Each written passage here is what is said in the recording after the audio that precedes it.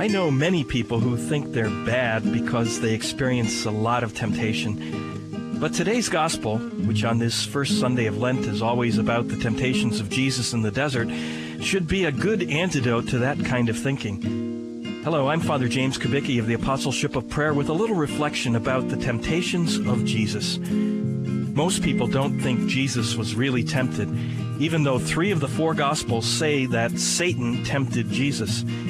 They think, okay, it's in the Gospel, but he just couldn't have been tempted the way I am.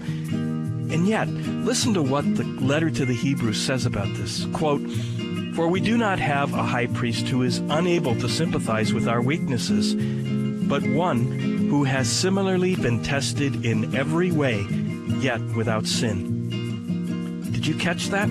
He was tested or tempted in every way that we are, and so can sympathize with our weakness, our struggle. I guess we tend to think that Jesus couldn't really be tempted the way we are because he was holy and without sin. We tend to equate temptation with sinfulness. What Jesus shows us is just the opposite. Jesus was tempted because he was good and holy and on the path of doing the Father's will perfectly. Satan wanted to distract Jesus from his goal and knock him off that path that leads to the Father's right hand. And that's what he does with us as well. It's not so much because we're sinful, but because we're good that we are tempted. So don't get discouraged and don't give up in the face of temptations. With Jesus, you have the power to fight them and stay on the right track. Father James Kubicki is the National Director of the Apostleship of Prayer.